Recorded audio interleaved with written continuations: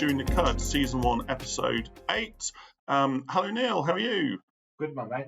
Good to be back, actually. Last time we did it on Zoom, I wasn't even here to have a chat. No, you weren't. And it was definitely noticeable that you were missing because there just didn't seem quite the same interaction. So it's good to have you back around the kitchen table with us. Yes. Today, our guest is Richard Miller, who is Project Strategy Manager. Is that correct? Yeah, Product Strategy Manager. Thanks. Yeah. From NMR. So, well, welcome. So we're here to talk about. Well, I think we've decided genomics for beginners. Is that probably a good? Yeah, I think that'll be a good summary of what we're hoping to do today. So hopefully we won't get too technical or too heavy for some of you. Just want to give it a bit of when we get there, a bit of history, a bit of background and what you can do. And before we've even started, Richard's just telling me a little bit about something interesting coming, which I think is really exciting for the industry. But Richard, tell us a little bit about yourself. Who are you? Where'd you come from? And how'd you get to where you are? Yeah, well, thanks, Andrew. Yeah, good to be here today. So yeah, I'm a Dorset farmer through and through. I was brought up in a village called Beeregis in South Dorset. We had, when I left school, around 80 Guernseys, and over the next few years we moved up to around 140 Guernseys and Jerseys, and then of course the joys of quota and everything else. I'm an older guy, so I've suffered all the pain of quota and things like that. And as we moved through the years, you saw the industry was rationalising, which is great until you're the ones that are rationalised. So NVZs came in. We were a tenanted farm. Brother and I sort of got married at the same time and had kids at the same time. So outgoings went up, income went down, and so the inevitable decision was made to sell the cows. Yeah. So my brother still runs the farm. I'm still a partner. And I went on doing various jobs off of holding throughout the time up until now. So it's been a range of 4 different jobs for National Milk Records and a short spell with King's Hay along the way as well. So well, that's how you and I first met, wasn't it? Is you were one of the first people I would have met on farm 14 and a bit years ago. Because you were area manager, wasn't it, for NMR, and where I was milking cows? Absolutely was, yeah. I remember the day well. It was a really quite a progressive farm just outside Shaftesbury, and I met up with yourself and got on well, and been in touch. We've been in touch ever since, haven't we? And done various bits and pieces over the years, and then you've known Neil for a little while as well. So yeah. We'll be a few old mates around the table today. Yeah. All part of the family. Yeah. So. Okay, genomics. That's what we're here to talk about. If I may, I'll start first. I mean, because I said something to you recently, didn't I, Neil? And it surprised you. Yeah. I first came across the idea when I was still in Australia. It was on the ABC landline, which was the equivalent, I guess, of the farming program. They had an article. I've tried to find it since, and I think I've only found the transcript about October 2006, I think it was. They talked about genetic fingerprinting. And a mate of mine said, yes, he'd been involved with it. GA, Genetics Australia, were running around testing cows, and they'd gone back and tested old semen, and they were working out which parts of the DNA were relevant to what. And funnily enough, though, then 2008, I think it was, 1 or 2 genomic bulls had just become available. And I was talking to someone from Worldwide. I won't name in case I've got the wrong person, but he even said to me at that point, Australia was probably ahead of the curve in what they were doing. And then, like usual, it kind of flatlined over there, and the rest of the world obviously were doing their own thing and have taken ahead. I mean, for me personally, the next step was, I suppose, I sold my cows in October 2008. Next thing, I think it was CMEX. I don't know for sure. Running around genomically testing animals because it was just sort of coming in. And obviously the shottle of mine was highest genomic milking animal in Australia. And then the people that brought her Oman daughter tested her. I think she was top animal in Australia. TPI at the time was at 2025. Highest Oman on the list or something like that. So there's been a little bit of an interest of mine from that side of things, but how it's gone. But I mean, that's just a brief background. Neil, where does it fit with you, I suppose? It's almost starting to feel like I can't remember when I didn't know about genomic testing. But it has. I mean, I'm sure you're going to have a chat about it. It's a slow process, but it's been us. It's my absolute passion and fascination. It's incredibly interesting. When you say that, it has nearly been 20 years when you think about it. 2006, that's nearly 20 years ago now. I certainly came across it in 2008, where we were very much involved in, and actually from that day onwards, they actually showed us how they took up 2 specific bulls, which was actually BW Marshall and Oman. Yeah. And they showed us why that was the Golden Cross. And they showed us by taking the genomics of both of those bulls, putting them up on a slide, and actually showing us why the strengths and the weaknesses. So it was absolutely fascinating. But like you say, based on phenotype, you can totally understand it. But I remember having that same cross put up on the presentation that I had in Melbourne and going, well, should you be doing that? Because that's inbreeding. Yeah, that's right. And then so I said, you want something else? And then they turned around, I can't remember what the bull was, and they offered another cross. And I'm like, well, hold on, he's got bell in him as well. Yeah. So that's the problem. Everything had bell in it. Yeah, or was closely related to bell like BW Marshall and Oman were. So it's like, oh, come on. Yeah, but anyway, yeah. But yeah, so on to you, Richard. Give us a bit of background of where the UK sort of started out and where it's going and etc. Yeah, I will. So I mean, everything, as we're all aware, what you two have just said, everything started on the male side.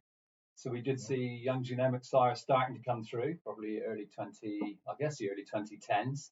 And there was quite a healthy skepticism. That's what I do like about farming. Nobody dives in too early.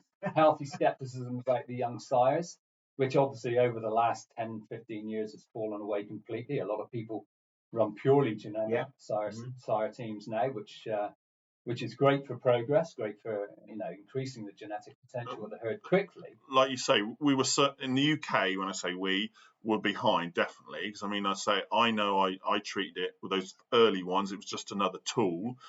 But the problem is you trying to go, how do I justify this? Whereas a normal young sire was $8, a genomic one was $16, but you still went. To me, it was pedigree, it was cow family, it was did he do what I wanted? Yes, and I think I can't remember who it was. I think it was out of the Pledge family, I think, but it was something along those lines.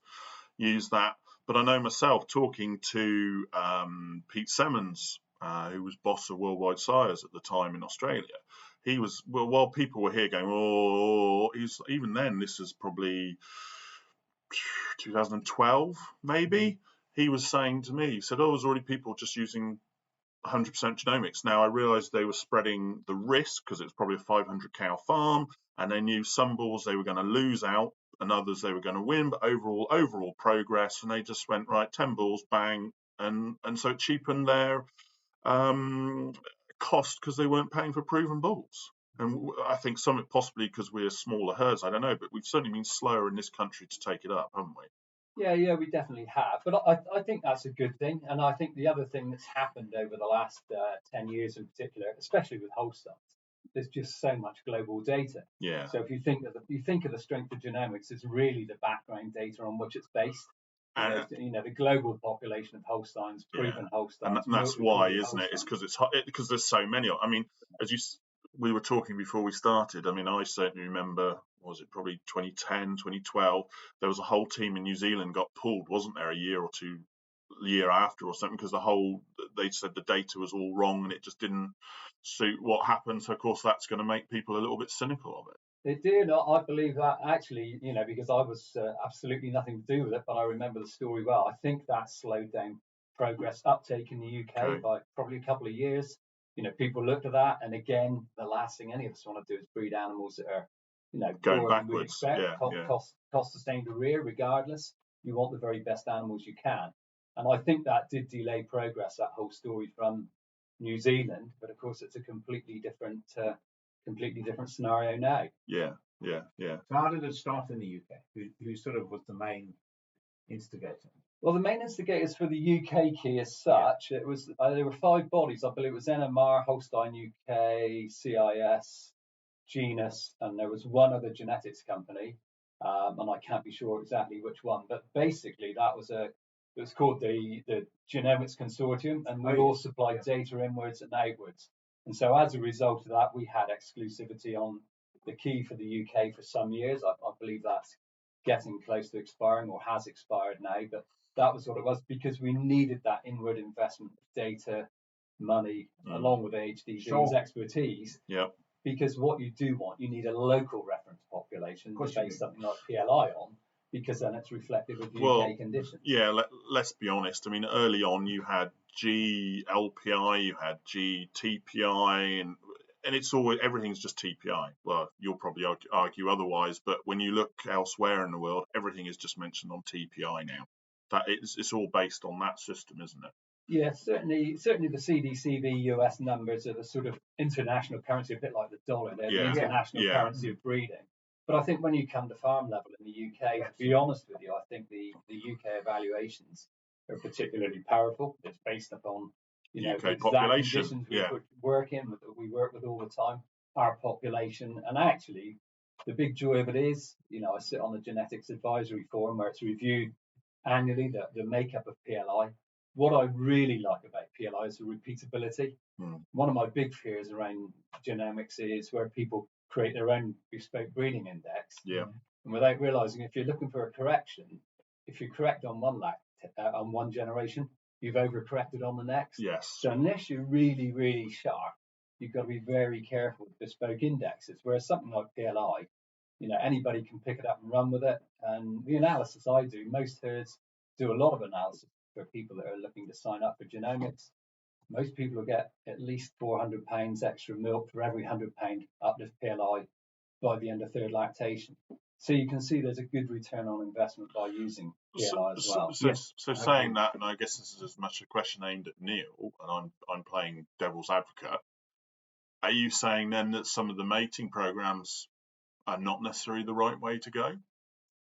No, I think they are the way to go. The reason why I say that, many of them will be based around PLI, funnily enough, but the big joy of using mating programs is, we know there's haplotypes that are not beneficial to animals. As soon as you can bring in all of that genomic data into a mating program, you can start to make the very best decisions using the indexes, using perhaps a weighting on traits that are most interesting to that farm. And I know we were talking earlier, for instance, robot herds.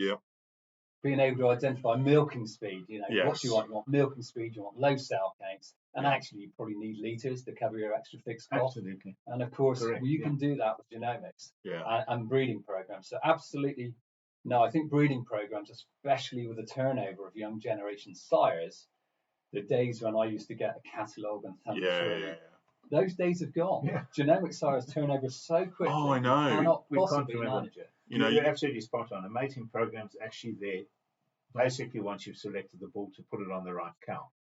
That's really what it's there for. And that's from a type point of view. But absolutely right. When you actually look at the inbreeding side, it's impossible to manage it because you can't stop it. No. You can manage it through it. But one of the things on that subject is genomic testing of the inbreeding percentage, which has now come through with the AHDB, which is now available in the country for people that have done genomic testing. And the difference is basically is that if we had to take two siblings, we would say, let's say they're 25% related. Now they've actually said it's between 20 and 70%. So you could actually be hardly related to your sibling, or you could be 70% related. So this kind of thing has actually come through and is revolutionizing the way that we're looking at inbreeding. So it's one of the most positive things about genomic testing. Well, let's take a step back for those that haven't genomically tested, or those that are listening that not in farming. We're on farm. How do we take a genomic test? What's involved to take it? If someone said, I've never done it, I want to do it, what's involved to do it?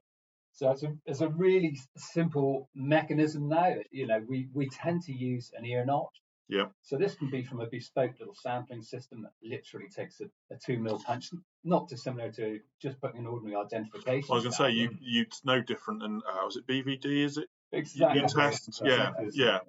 Exactly. Because it used to be tail hairs, didn't it? You used to take a tail hair to do it. You did, very long ago. Yeah. Well, that's how old I am then. Yeah, no, we did start off, and we still can use tail hairs. But what we find with tail hairs is they're subject to all sorts of problems. If you don't get enough follicles, you don't get a result. Yeah. So we were only finding sort of 85% ever gave a result. Yeah. And of course, it's a piece of card, and generally, and we're all farmers around the table, so I can say this without being insulting. You know, you've got a greasy thumbprint on the card, on the where the ear number is written Yes. down. And is it 701-107 or is it 707, Yes. 701? Yes. Absolutely Yes. no idea when they arrive, and so you know it's fraught with problems. Hair cards.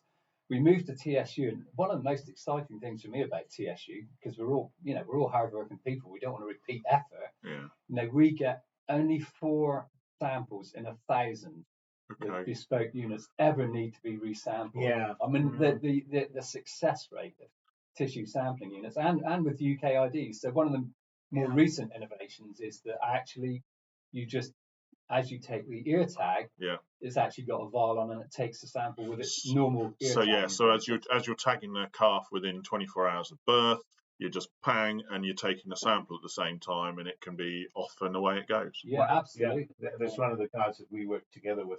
He does that, and he swears by it, and it's worked. So he has occasionally struggled to get the proper sample, but once you get used to it and you understand it. So really, it's not any extra work because you've got to tag your calf anyway. That's right. So it's no extra work in that involved. It's not like you've got to get them in a race and do this and do that or whatever. It can be done as you're tagging a calf. Once you're in the system, then it's as you tag the calf, you do it, and it's just a little bit of extra paperwork to send it away. And can you do the BVD at the same time yet? Yeah, you can. So at the moment, all systems tend to be one tag. Obviously, put 2 in. Yeah. So the primary will be BVD, sure. The secondary will have the genotype vial on. So you can do, they go to different labs currently, but you can certainly do both with that routine operation. And of course, the big joy of it is for me, you know, it's a single operation. I had to do it anyway. So I've got my samples. Yeah. But also you're driving cost because you're not buying a tissue sampling unit. Yeah. You bought that tag, probably costs the same. No need to spend that extra on a TSU. And it's really tissue sampling unit.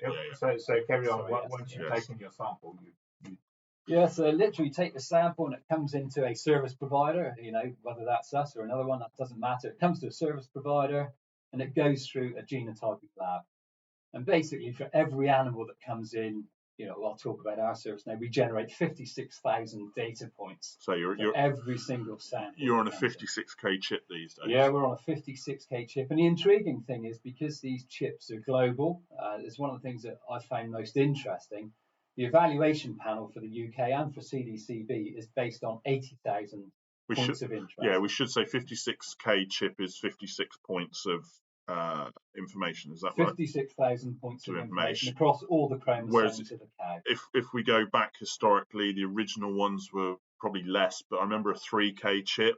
And there's probably original ones were less than that, but it's shown how genomics in the last 20 years then have gone from just looking at less, but let's say 3,000 to now 56,000 points of information on their DNA to determine what their genetic potential is. Absolutely, and the most intriguing thing, and this is again coming back to that earlier discussion about why is genomics getting better and better.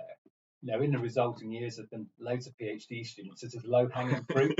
So what do they want? They want something they can go and do a, genome-wide association study, find something interesting, put it in a paper, bingo, they're on their way to getting their doctorate. So with every passing year, there's new single points. So what we're looking for is what you call a diagnostic SNP. Yeah. So for Holstein haplotypes, for instance, now all of them from 1 to 7. Although the area that's affected in the chromosome used to be really hard to map and actually identify it, what they've actually identified is somewhere else on maybe a different chromosome altogether. There's a single point, and it's that single point that drives the defect over there. And so if you identify that one, all you need then is that single SNP. So with every passing year, we get more and more points of actual relevance rather than just a broad look at the animal's genome. But I mean, historically then, this has been seen as something probably for pedigree breeders, isn't it? Where do you think this, or commercial farms, what are the applications for this now? If I'm a commercial farmer, I don't want to spend my money on genotyping, it's only for those pedigree breeders. What's it going to do for me? What's it going to do? Well, the big win for me, and you raise a good point, because it's always was viewed in that way. Probably up until 2-3 years ago, most people thought it was for the guys at the very top. And the guys at the very top used it because they're progressive and as a way to drive further progress within their herd. But if we think of sort of the centre ground of dairying, you know, not your elite producers, but where most of us would have sat when we were producing milk. The 80% that are exactly right. The wins for those guys are just enormous because most of them at the moment are using suboptimal breeding strategies. And what do I mean by that? A lot of guys are very progressive. You know, they've twigged that because of the generational turnover on the male side, you know, breeding from your heifers, you know, putting all your heifers to sex, you're going to make great progress. Yes. Well, you are, but what we find, and I do so many analysis, and you just see that there's always a group at the bottom end of the heifers that really shouldn't be putting a replacement on the ground.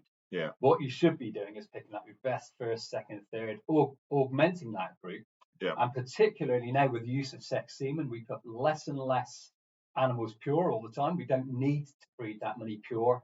The ability to select from a really, really high group at the top allows us then to do these optimal breeding, but only where you've got the data. So for every herd out there, I'd suggest, you know, nearly all purebred herds, there's very good reasons to use it just on that. And I know that sounds like me being a bit of an anorak. I would say that, wouldn't I? Bit of a salesman. Well, yeah, so I would say like a salesman. But actually, you know, I did a piece a couple of years ago, and I used to call it the heifer dilemma. So what's the heifer dilemma? I've got some bottom end heifers here. I've got a policy I breed everything to sex in my maiden group. So I've got some bottom end heifers. I bred them pure. They calve in, and by the time that heifer's that finished her second lactation, I think she's not really good enough. Yeah. By the way, that calf she had as a maiden, she's already in calf to sex semen again. Yeah. And so you just keep cycling it. This bottom end. And of course, the genetic growth at the top end, by taking those out, is additive. So you put it on in this generation, it's there for next generation as well. So the difference over multiple generations is quite amazing. Well, they are showing now, aren't they? I know that a number of semen companies have demonstrated it, that if you breed your top, I don't know, Neil probably correct me, 20% to sex semen, you can put everything else to beef.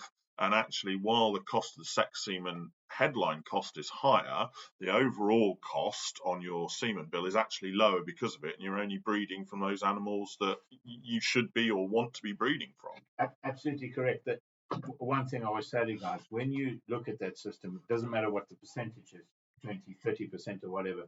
You just have to be very, very, very secure on what you've got in calf to sex semen. As long as you're keeping your eye on that ball, and you're making sure you know how many replacements you're going to get, it is the only way. If you don't do that, it's definitely not going to work, because I've often seen guys run out of heifers. So you can have that. But something happened to me which I find what you were talking about very interesting. We did a genomic test in a herd, and when we came back with the results, we said to him, honestly, these bottom end heifers, you just got to get rid of them. So they said 2 of them already dead. They hadn't actually survived. So and well, they carved in by that point? No, they were babies. Yeah. So they weren't even 8 weeks old yet. Right. Well, no, they would have been. We tested them at 8 weeks. They would have been 14 weeks old, I suppose. Yeah. So it's by the time we got back with the results. So what it actually proved to the guy that was testing exactly what you said. You might as well get rid of that bottom end, because this is the problem, and that's why I refer to that pregnancy. If you get your heifers to the stage of basically inseminating, and you haven't got enough pregnancies from sex semen, you tend to do all your heifers. So you need to monitor it continuously so that those heifers do not go to beef, and I mean to hosting sex semen, but go to beef. Exactly what we've said. The quality is just, it's not sustainable. The thing is as well, I mean, this is the right time to mention it, but I mean, Neil knows this one. I mentioned to you briefly, Richard. As you say, there's lots of people out there offering a genomic test. Doesn't matter. Most of the semen companies offer one, or the milk recording companies offer one. There's a number of different varieties. However, I've certainly had a client, and I ended up putting you to look at it, didn't you, Neil? Yeah. He had like 50 heifers, and he only wanted 40. He was considering selling 10. So semen company said, "Oh, we'll genomically test them for you." So they did. They gave him the results and said, "Here's the results." That was it. There was no explanation. There was no form of ranking or how do you want to do them. It was just a printout. Here's the results. And I've even heard, I don't know if it's true, stories of some companies taking the DNA test and not letting you have them back. Well, surely to me, I don't know if that's still the case, but surely to me that's your animal, your data. You can do what you want with it. But I don't know. I mean, from your point of view, do you? But I mean, in that instance, I got you to look at them, Neil, didn't I? And in the end, he ended up breeding the whole lot and keeping them anyway because he couldn't sell. He couldn't. It was too late really to sell them. But it was. And I've heard it elsewhere as well that people just, oh yeah, we'll take the DNA for you. They do it and then just go, well, here's your data. And most farmers have got no idea what to do with it. Just carry on explaining, because that will actually come into it. Once you've actually sent that test off, it's then done by you guys, and then what? And then generates a huge amount of data which gets sent to AHDB for UK evaluations, along with pedigree information, so dams, sires, all of that stuff goes in because it helps to improve the reliability. Should just say AHDB for anyone that doesn't know, Derek, is if around Agricultural Horticultural Development Board. It is, yeah. So it's basically let's call it the centre data point for all farming industries, whether it's dairying, beef, cropping. It's where a lot of research is done or information comes out of from there. So they're the centre point that all this information's held. Yeah, very good point. Yeah, so they do all the evaluation work for UK dairy, whether that's phenotypic based on milk records, which is what we only ever used to have, or genotype evaluations. So the information goes to them. Really quick turnaround now. So we uploaded the latest bunch will have been last Monday, which is the 30th of January, and those results will be available tomorrow. So that's the 6th of February. They only run once a month, so somewhere between 1 week and 5 weeks. First Tuesday of the month. It is. It's the first Tuesday of the month, and I believe they may be moving this year towards weekly results runs as well, which will speed the process up even further. So it's not a long and slow process anymore. There's quite a lot that goes into it in terms of managing data quality and samples. And again, it's one of these areas, differences between companies. We invest a lot of time in trying to make sure every sample we get has an outcome. Not always the case everywhere, but it's key. If you're going to pay for something, you need an outcome. So we try to make sure we see every sample through. And then when the results come back, what do you get? Well, initially when you look at it, you could look on, for instance, on Herd Companion to have a look. And would it look hugely different to just the parent averages? Not until you look at the reliabilities. So with a parent average, for instance, even a really heritable trait like milk, you may see a 30% reliability. As soon as you put genomics in, those reliabilities are in excess of 65, 70%. Yeah, more than double. More than double. In fact, often stronger than a second calf, a completed second lactation classified cow. Actually, you can have better information, higher reliability information at 2 to 4 weeks of age. I mean, and that is what allows us to drive that optimal breeding decision, because at the end of the day, you can trust the information, you can base your decisions on it, and you aren't to go far wrong. We know there's other reasons why animals don't always meet their performance and their potential. Obviously, no different to people. Whatever you're looking at in life, not everything reaches its potential. But the fact is, the potential was there at that stage of life. Well, I mean, here's a question really to both of you now, because I sort of was involved maybe initially in the ways I've described, but then obviously I've sort of stepped away from genetics, still got an interest, but this is beyond me these days. Have you, either of you, seen a change in breeding over the last 20 years because of it? Have people refocused what they're doing, or looked at different traits, or, as you say, almost gone completely, I thought I was going that way, but genomics have told me I've gone completely the wrong way. I therefore need to go that way with my breeding. Are you seeing that because of the results? Well, without rushing to be, trying to stir up any kind of hornet's nest here, the thing I find most intriguing now is if we go back to the early 2010s, pre-genomics and all the things that were going on, we did see a tendency, even in relatively high input, high output herds, to move towards crossbreeds. Yeah. Can understand that. I'm not going to, again, not trying to be controversial, but the Holsteins of the early 2010s were not great. We know there was fertility issues. There was no issues around longevity. There were loads and loads of issues. Just as an example, let's take Oman. He came around at just the right time in terms of genomics backed up what he was doing, and also he hit all those management traits that people were starting to get issues with. Yeah. But as we move forward, because a lot of progressive guys went in that direction because the cows weren't doing what they needed them to do. But I look at it now. I say to people, there's a Holstein for all seasons now. You look through the AHDB listings, you can see -30 maintenance, +400 for milk, plus composites, plus fertility. There's no reason now, actually, in the fertility of the UK Holstein herd now. The analysis I did a master's in 2015, and the change since 2015. I do analysis on herds now pre-genomic testing, and a lot of guys out there now, they're top 25% on fertility index, really high input, high output herds. They'll be sort of 365 to 375 day calving interval. They're right back to what the target was when I was at college in the early 1980s, and we know we drifted out to 435 days by 2010. So Holsteins have really made this massive comeback, and the big reason being, and this is probably one of the most exciting things about genomics, which is the bit we probably don't realise at farm level, is generational turnover.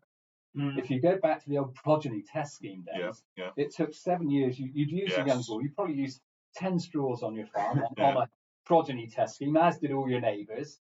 And 7 years later, some of those came back as proven bulls. I was talking to somebody at a stud the other day, and on the female side, generational turnover now, I think she said, was 15 months. And on the male side, I think was 12 to 15 months. And so basically, we're running it 5 times. So if you think back to my father's generation, what it took 35 years to change the breed by now, we're doing 7. And so this is why you see between 2015 and 2023, we've had this massive improvement in almost all areas But you're right. I mean, I remember the first bull contract I had. As you say, it was 7 years before you knew if he was any good. So a year to breed him, a year to grow him, a year then for his semen to get him in calves, that's 3. 2 years then to grow, that's 5. A year to milk, that's 6. And then you go through days. You're sort of talking 7 years before that breeding decision you made then, knowing if he was actually going to come back as a proven bull. And let's be honest, again, we're talking about doubts. There was, what was it, in the 90s, there was a young sire over young sire, and it didn't work, did it? Let's be honest. Well, that was just, that was really blind leading the blind. I mean, it's not different to what we do now, but of course, because we can get these DNA results of these animals, we're actually using informed data to do exactly the same. So very often, most of those heifers, the grandson of that sire will be in before they completed their second lactation. True, that is the reality. But of course, because the information's reliable, just drives this generational progress, which is great for our industry. Because if we can keep, taking size out, improving efficiency, making animals healthier, less treatments, better for the animals, better for the farmers, more productive, better for the environment. There's so many wins for us about getting this right. In fact, I was talking to very well-known, very progressive South Dorset farmer the other day. Obviously, no names mentioned on the podcast here, but he said to me, we're actually, he said, at the moment we're living through a genetics revolution. He said, never have we had the opportunity to make progress like we do today. And I thought, well, that's a really good description of where we are. But I'm not so sure we all realise that because we're part of it. Yeah, I actually agree with you. I think that I just heard this the other day. Said performance and well-being is not determined by genetics alone. No. How an animal adapts to environment is just as important. What you and I have discussed often is that I personally think that genomic results are not utilized to the full extent. When I say environment, if I'm going to breed a specific cow for my environment, then I must know what is the ideal cow in my specific environment. And into the future with sustainable farming, we have to test the female. We have to make sure we've already done it with the sires. Now we have to go back to the cow. I mean, I'm hearing, I would argue controversially myself, that there are certain supermarkets are insisting that only certain bulls are used for their progeny. Yeah. Now, personally, as a former breeder, I would take no offense at that. I want control over what I'm doing using that information. I wouldn't want somebody telling me what bulls I can and can't use. And maybe some people don't mind because that's just what it is. But it almost feels a bit too big brotherish, I suppose. Yeah, we definitely feel that way. I think that in defense of them, to a degree, is that they like knowing exactly what they're breeding so that the quality can be standardized. And I think that, in retrospect, is a hell of a compliment to all our breeders. Is if the supermarkets can say, well, if I use that specific bloodline or that specific kind of bull, I'm going to get the right kind of animal on. But as we just said, it doesn't matter what the genetic potential is. If the environment and the management's not there, it ain't going to happen. No, it doesn't matter what. And, let's be honest, we've all seen it. Cows that you think should be doing better than what they are. But, it's there.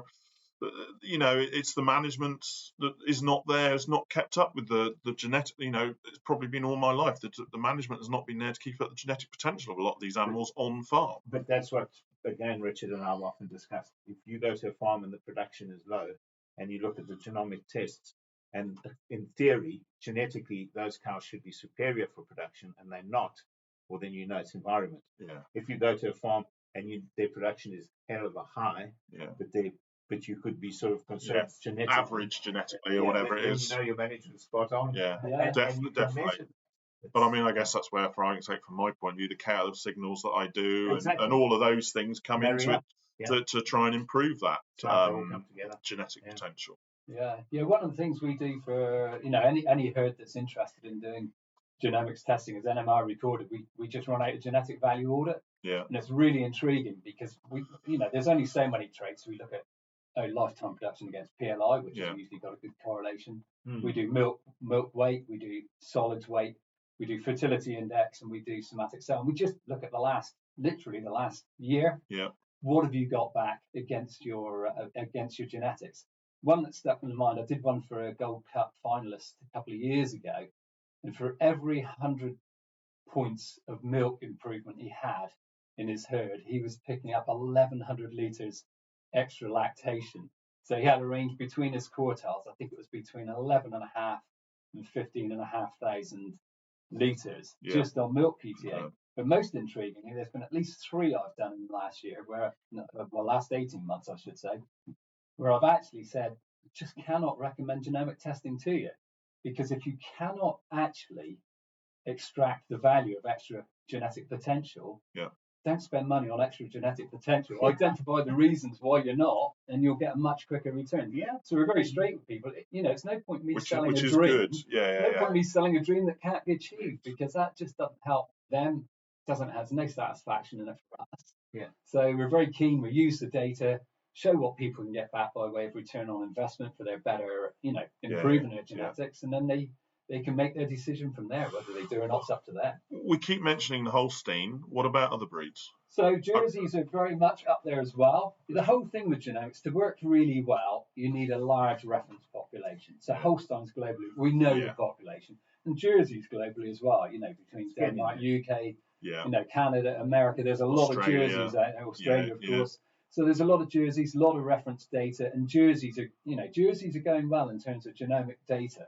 They got good, rather sadly, we do Ayrshires, British Friesians in the UK, and Guernseys as well. But the reference population's not there, and it's not really been able to, hasn't got the reliability yet to really help those breeds to drive forward like we have with Holsteins. What about crossbreeding? Crossbreeding, and this goes back to what I said rather controversially earlier about the Holstein for the cow for all seasons or all years now. The crossbreeding, it's almost there's no real reference. It looks like it's going to be impossible really to get a really good, reliable crossbreed evaluation genomically, because there are so many combinations. And you think about it, even in a 3-way cross herd, you're going to have them at 25, 25, or 50, whatever it is.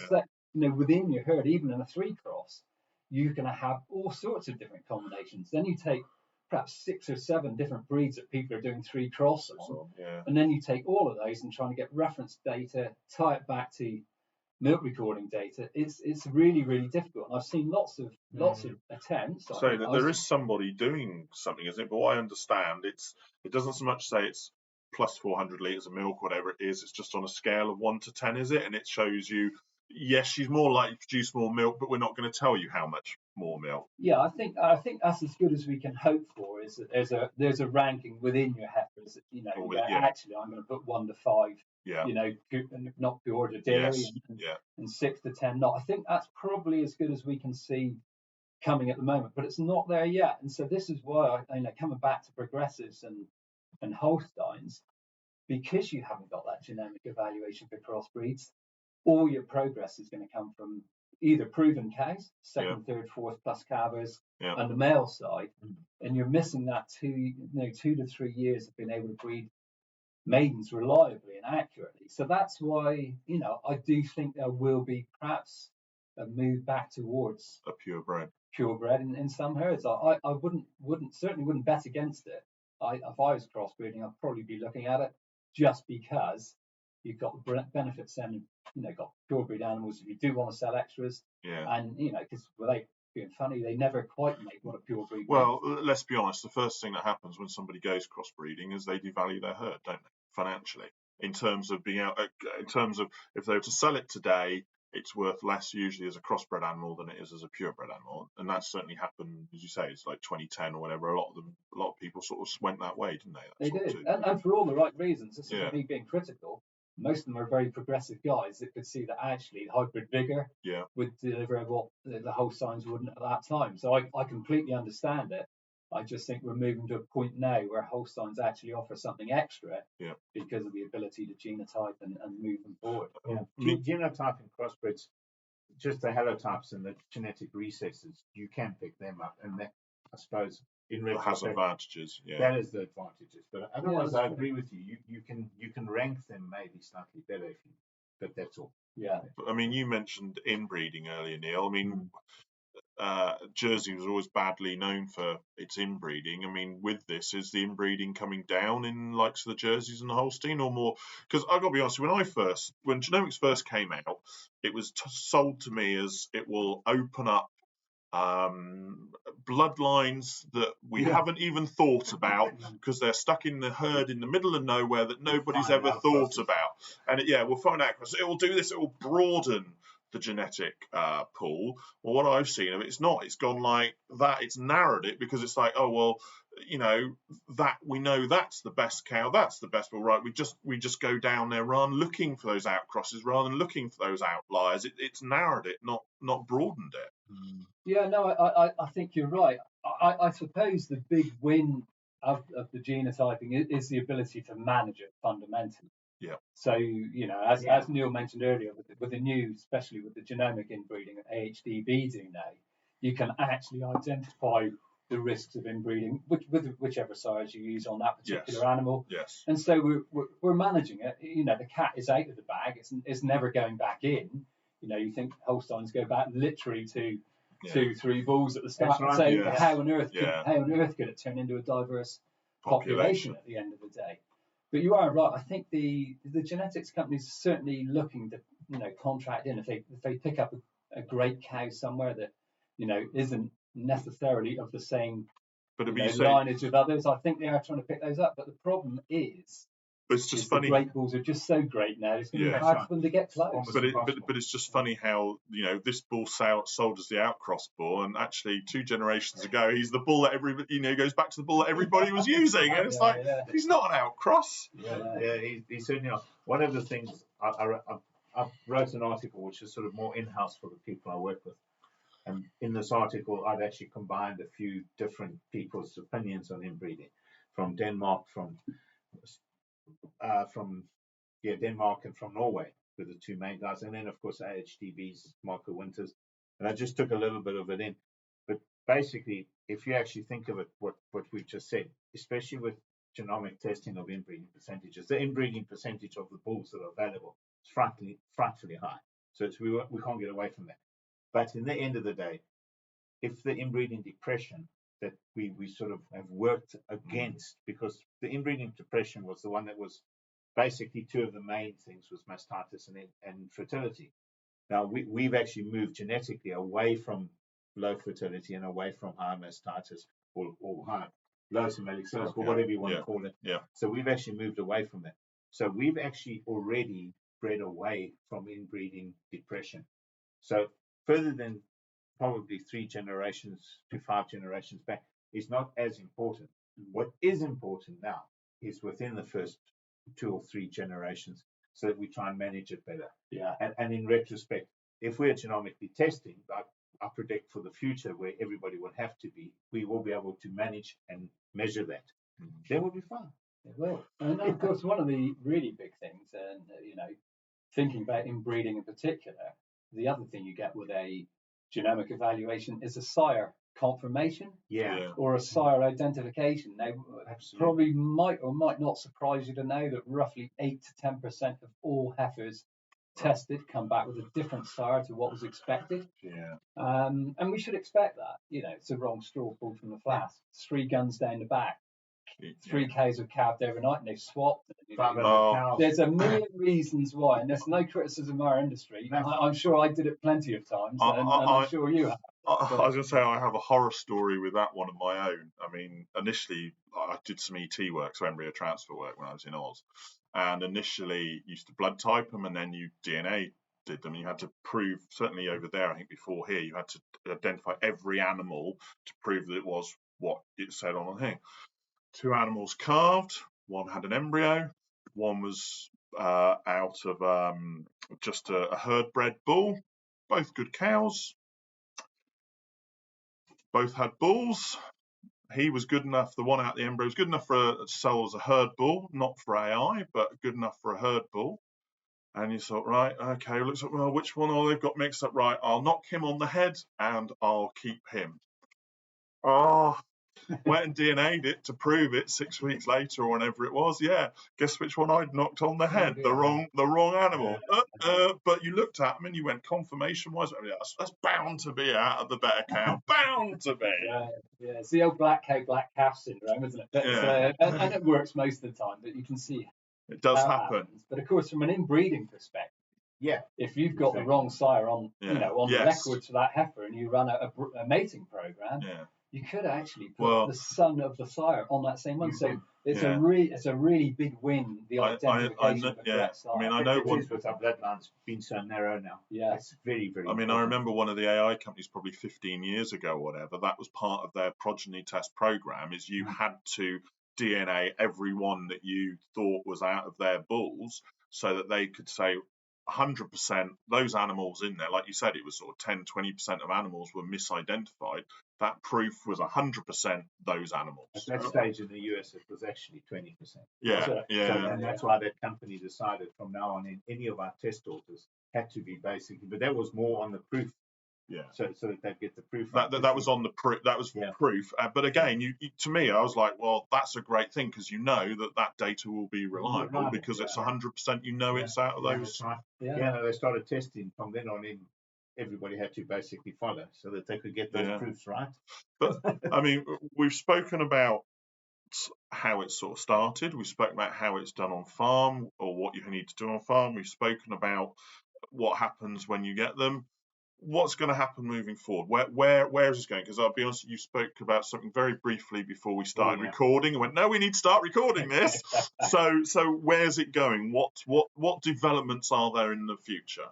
Well, so for me as a genomics person, I'd say it's got a great return on investment as it is. But as NMR are introducing services into the UK and the US in the near future, and it's innovative, but it's not cutting edge. So it's a service that's already being used by 400 herds in France on a monthly basis. Right. All we're doing. So it's proven, basically. It's a proven technology. We've bought the rights to introduce it into the UK and the US, and it's called genocells. And basically, if all the animals contributing to a bulk tank have been genotyped, we can do individual somatic cell counts from a single bulk sample. So no putting samplers in, no need for anybody to go in and take samples. At the end of milking, take a well-agitated milk sample, send it in. We put it through a smart algorithm, and we send back. So let's say it's 400 cows in a herd. You can pick out the cell count contribution of 400 cows in a standard sample size, which means, because let's be honest, everybody hates milk recording, so just on the cell count, you can identify the cell count of 400 animals within a sample. We certainly identify all the ones of interest. So anything sort of 80 or lower, who cares? They're healthy cows. Nobody cares. Nice to have them. A lot of people have got 70 or 80% of those now. But what matters is the ones over that. Particularly, I mean, you've got your monthly requirements around, you've got mastitis management. But probably where this really fits in is for the non-recorded guys out there at the moment, especially with the startup services, where selective dry cow therapy is becoming part of what's expected by our milk buyers and our industry. We've got to be better with antimicrobials. We all recognise that. And let's be honest, we should say the UK was a report I saw last year was ridiculously down. It's ahead of the curve. It's ahead of a lot of other countries in terms of the antibiotic use has dramatically reduced within the UK dairy industry. Yeah, I totally agree. I mean, I would say this one, but our industry just amazes me. The progress we make, in terms of the health of the animals, the way they're looked after, the antimicrobial usage. We do our best as an industry. We always have. It's very impressive. And since it's only really talked about. When I went to Kingshead 3-4 years ago, we were talking about antimicrobial management programs for vets and everything. And you look at especially with the particularly sensitive ones, almost zero use on farm now. Probably is zero use on farm now. So we make these massive steps. Once the industry knows something's needed, we are very fleet of foot as an industry in the UK dairy. We really are. So will it identify? You said it will identify the high ones. Will it identify what's causing that? As in terms of, is it an E. coli? Is it a strep uterus, the strain of mastitis that's causing the problem, or not? So, well, eventually we're looking at, we're in a consortium with ALKV in Germany and the principal developers of it, which is Synergy in France.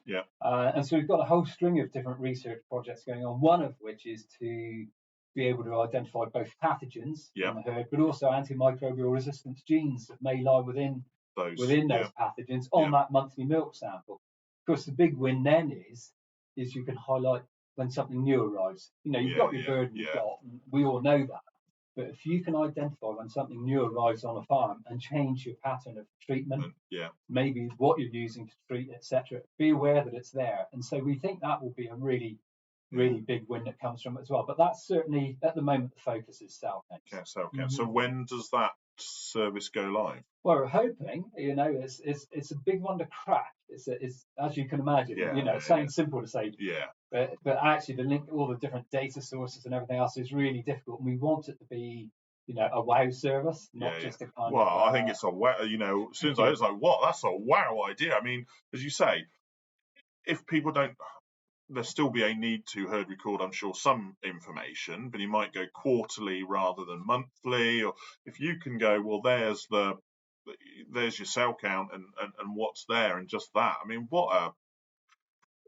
I'm sure there's a cost saving to it as well. Yeah, you're right. I mean, the big one for me is a couple of years downstream when we can integrate it with recording. So, a lot of people out there, they want qualifying records, pedigree herds. Yes. Fully understand that, but most people want to do at least four samples a year, get their composition, do their neospora management, do their Ionis management, all things that we should not drop off for the sake of convenience.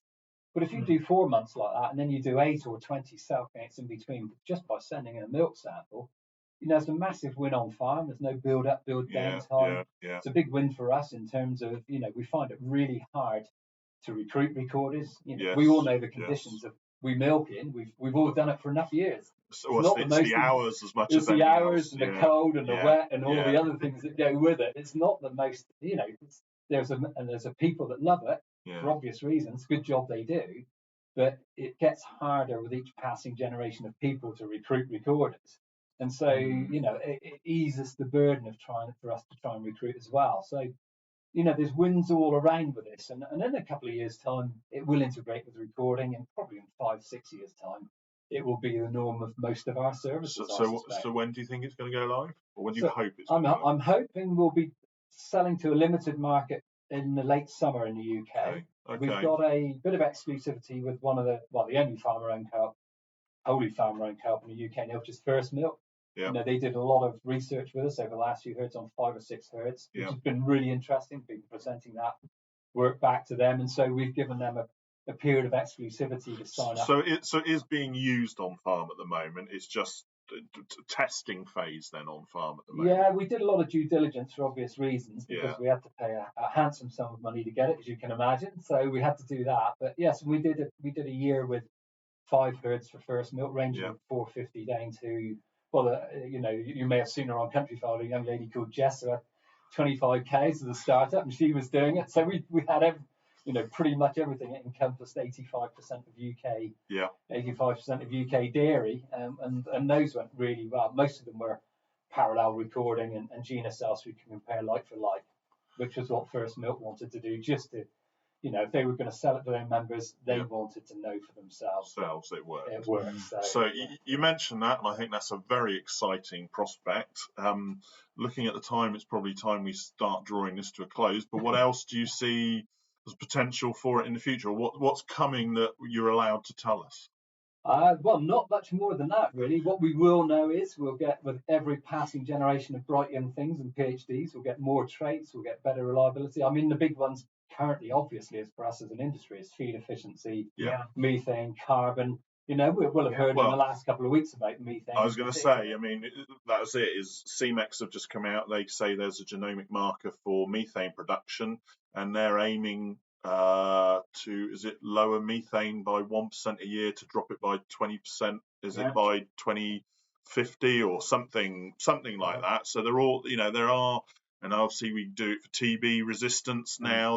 Resistance. Yonis, So there's all sorts of lines coming. I mean, is there anything else that you're aware of at the moment moving forward? No, probably not. I find the methane one really interesting because I think that is a trait, you know, as an industry, we should definitely be, you know, focusing on the male side because then it's universal. Whether you're crossbreed, spring block, whatever. If we're focusing on methane in the male side, ensuring the males meet up. Because if you come back at farm level with methane, in particular on the female side, we know we've got to address it. But is it an economically beneficial trait on farm?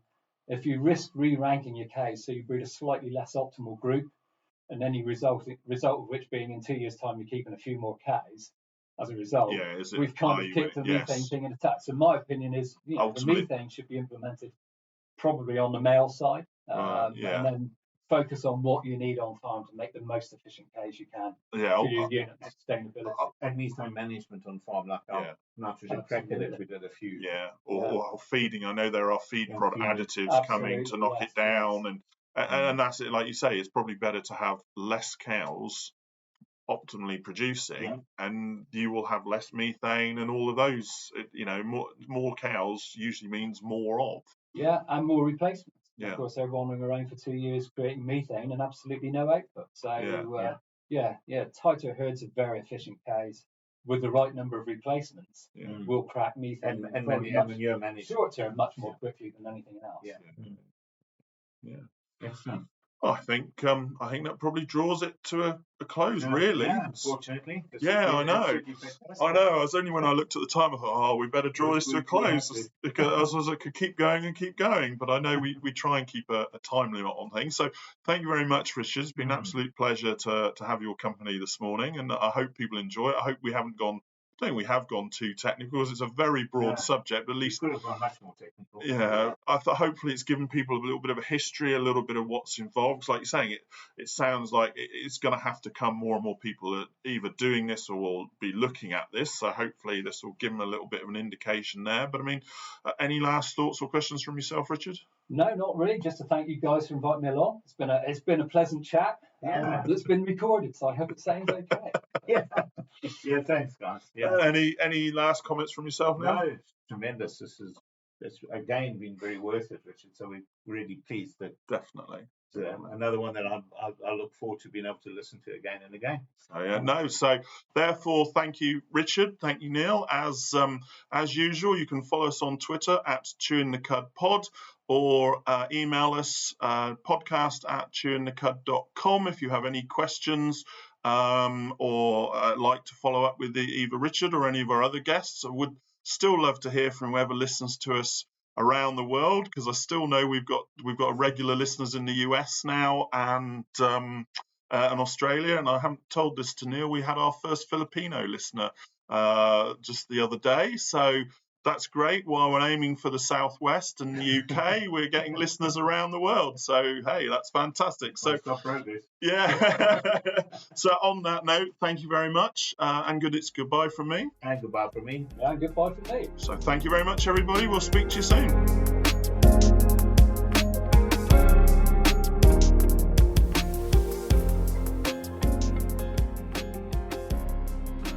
And now for the really boring bit, I'm afraid, the legal disclaimer. The information provided during this podcast has been prepared for general information purposes only and does not constitute advice. The information must not be relied upon for any purpose, and no representation or warranty is given to its accuracy, completeness or otherwise. Any reference to other organisations, businesses or products during this podcast are not endorsements or recommendations of ChewintheCud Limited. The views of Andrew Jones are personal and may not be the views of ChewintheCud Limited, and the views of Neil Greggor are personal and may not be the views of Master Gen Limited and any affiliated companies. Thank you for listening, and goodbye.